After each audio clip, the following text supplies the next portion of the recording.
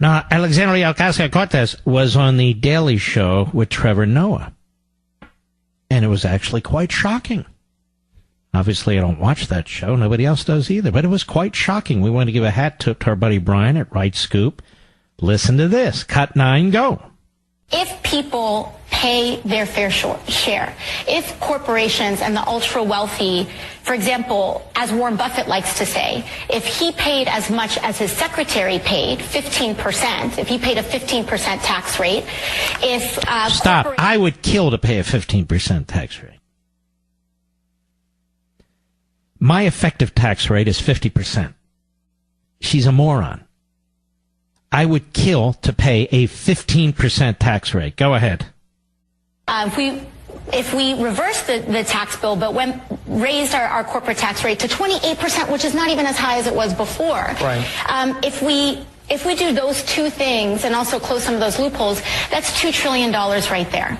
That's $2 trillion in 10 years. And it's one of the wide estimates is that it's going to take $3 to $4 trillion to transition us to a 100% renewable energy economy. So we got $2 trillion from folks paying their fair share, which they were not paying before the Trump tax bill. Right. They weren't paying that before the Trump tax bill.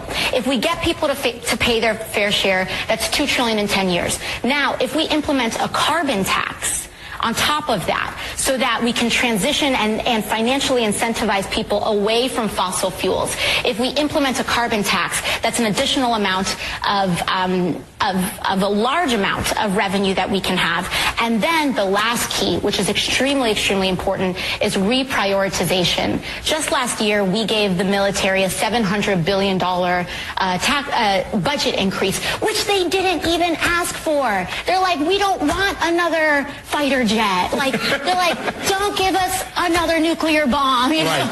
They didn't even ask for it, and we gave it to them. And so a lot of what we need to do is reprioritize what we want to accomplish as a nation. And really what this is about is saying healthcare is important enough for us to put first. Education is important enough for us to put first.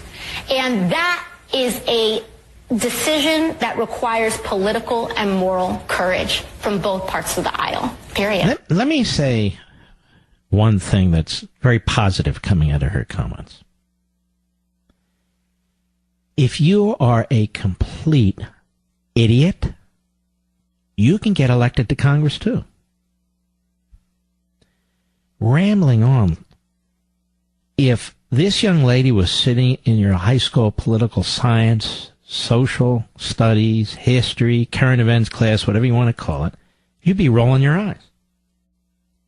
The stupidity, the confusion is just alarming.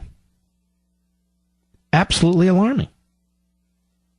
And they push her out there. Now, Mr. Producer, I want us to try again. We've tried to get her on the radio show, correct?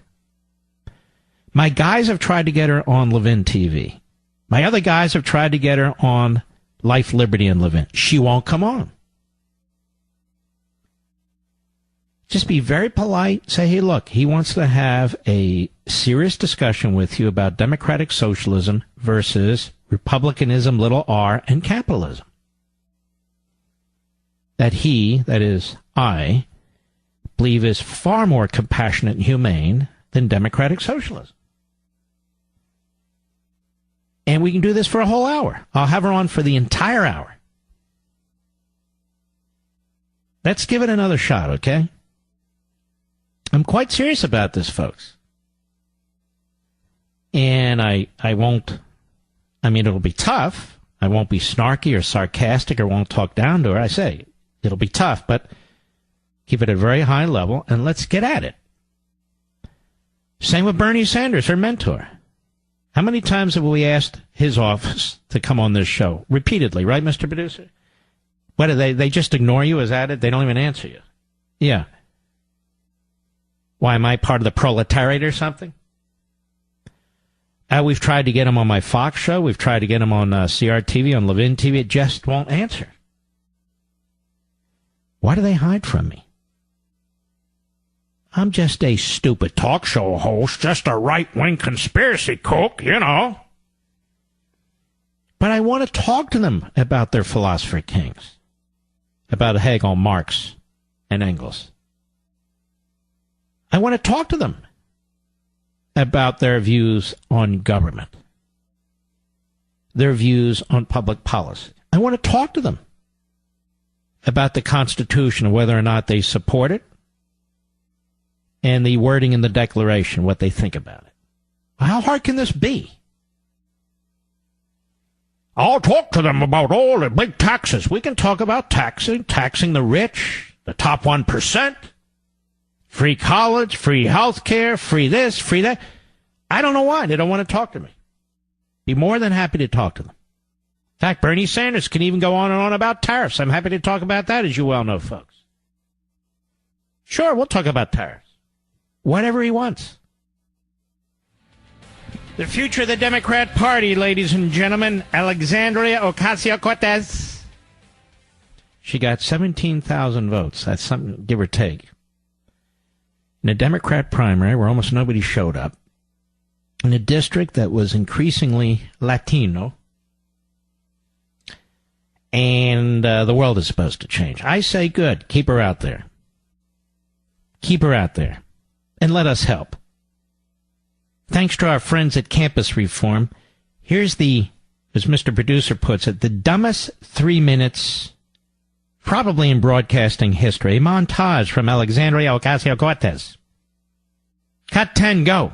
Alexandria Ocasio-Cortez, just elected, 28 years old, self-proclaimed Democratic Socialist, which has a lot of people talking. What are your views on her so far?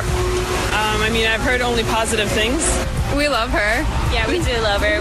I voted for her because I'm from Queens. It was great. It's a breath of fresh air, and I hope it follows through into November. I like her spirit, and that she's very different. People tend to freak out when they hear the word socialism, applied to anything. And why do you think that is? I think there's this old way of thinking about it. What do you think the government should be subsidizing? So her platform includes free health care, college tuition, the minimum living wage, housing as a human right. Are those things that you think the government should be providing for people? Absolutely. Are those things that you would support? Yes, it is. Are those all things that you would support the government subsidizing? 100%. I feel like everyone should have free education and health care. How are we going to pay for those? Oh, God. Us, I guess. Yeah. Who, in your mind, should pay for all of the free things? All the free things? Well, some of it should come from taxes, but the government should pay for it. But the government is funded by taxes. Yeah. I don't know where the money would come from, but they can figure it out. Okay. More taxes on the rich people. Yeah, for sure, man.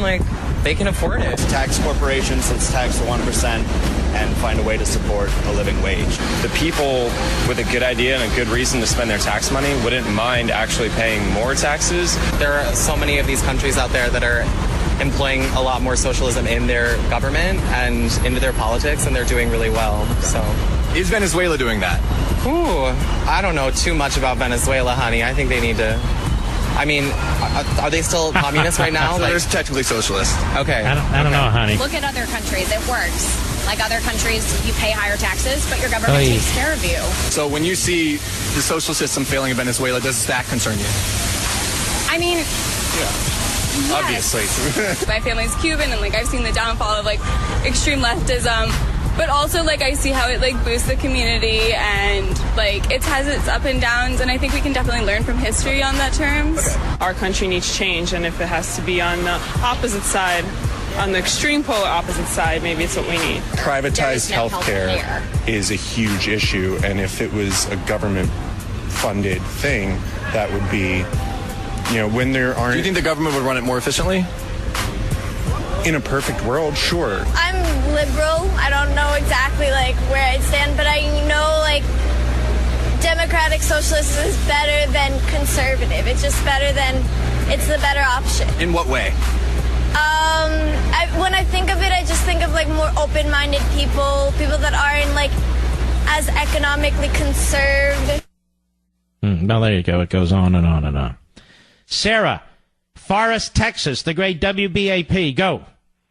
Hi, Mark. I'm so honored to talk to you. I was just telling the phone screener that I'm also 28, and I am just appalled by this Andrea Ocasio-Cortez. Alexandra.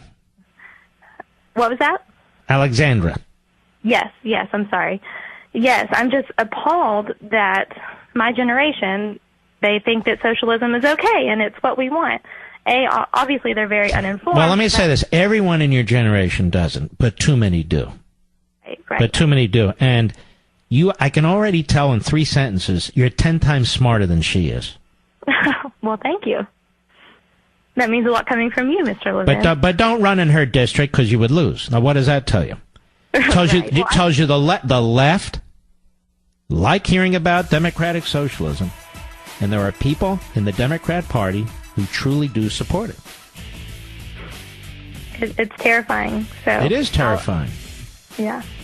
All right, Sarah, thank you for your call. It is terrifying. But we had a real debate on that, too, but one debate at a time, because I don't think the left can handle too many. We'll be right back.